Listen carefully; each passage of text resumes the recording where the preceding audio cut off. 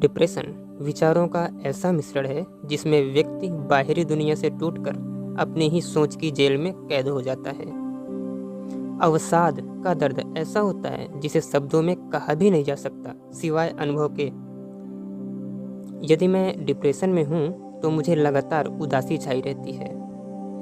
हर चीज में निरर्थकता महसूस होती है। जिम्मेदारियों से भागता फिर रहा हूँ और अकेले में ही खुद से बातें कर रहा होता हूँ।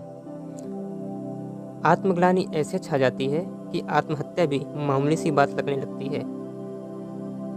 कुल मिलाकर डिप्रेस्ड व्यक्ति की स्थिति उस कमरे जैसी होती है जहां खिड़कियां तो हैं मगर उनमें से रोशनी भीतर आने ही नहीं दी जाती। मनुष्य का जीवन केवल बाहरी संघर्षों तक सीमित नहीं है, उसके भीतर भी एक ऐसा युद्ध चलता रहता है जिसे कोई देख नहीं पाता। फिर अचानक एक दिन अवसाद के रूप में बाहर आता है। अवसाद केवल उदासी नहीं है, यह उस उदासी की गहराई है जहां व्यक्ति अपने अस्तित्व, अपनी चाहतों और अपने अर्थ पर ही सवाल उठाने लगता है। वह खुद को ही नफरत करने लगता है क्योंकि उसने अपना भविष्य जैसा देखा था आज वहां वैसा कुछ भी नहीं। वह लगातार चूकता चला जाता है।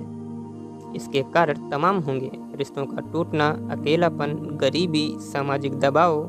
और यदि वह वैचारिक हुआ तो मैं क्यों हूँ, मेरा उद्देश्य क्या है, ऐसे ही जीवन के अर्थ पर ही सवाल उठाने लगता है। अवसाद मनुष्य की अत्यधिक स्वतंत्रता का परिणाम हो सकता है जहाँ व्यक्ति विकल्पों के बोझ से ही दब जाता है। जीवन का अर्थ खोने पर अवसाद स्वाभाविक है, लेकिन पीड़ा एक नए अद्वितीय जीवन का अर्थ भी दे सकती है। भारतीय दर्शन गीता कहती है कि दुख और सुख दोनों जीवन के अंग हैं, उनमें से गुजरकर ही आत्मा परिपक्व होती है। अवसाद इस दृष्टि से केवल बीमारी ही नहीं बल्कि जीवन के अर्थ पर पुनः विचार करने का अवसर भी है। आधुनिक अवसाद का तो लेवल ही अलग है। इस डिजिटल दुनिया में व्यक्ति कहने को तो हजारों दोस्तों से जुड़ा होता है, किंतु साथ ही भीतर गहरे खालीपन में डूबा होता है। पैदा होते ही बच्चों को प्रतिस्पर्धा में ढकेल दिया जाता है। इससे तुलना, उससे तुलना, तुलना सदैव ऊपर वालों से की जाती है और साथ वालों को नकार दिया जाता है।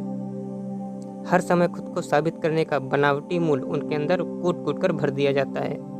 हमारे समय का सबसे बड़ा विरोधाभास यह है कि हम सबसे जुड़े हुए हैं फिर भी सबसे अकेले हैं। समझ नहीं आ रहा कि मनुष्य आज इतना दुखी और परेशान क्यों हो गया है। आज ही हो गया है ऐसा नहीं, आदमी सदा से दुखी और चिंतित ही रहा है। समझने की बात यह है कि आज मनुष्य में ये दुख, उदासी, चिंताएं समझने की समझ ज्यादा आ गई है।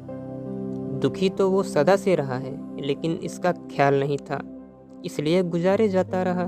दिलासा देता रहा कि पिछले जन्म के कर्म होंगे, होनी को किसने टाला, शायद यही भाग्य में लिखा हो, कल को सब ठीक हो जाएगा। इसलिए जो है ठीक है, फिर 4 दिन की जिंदगी है, गुजार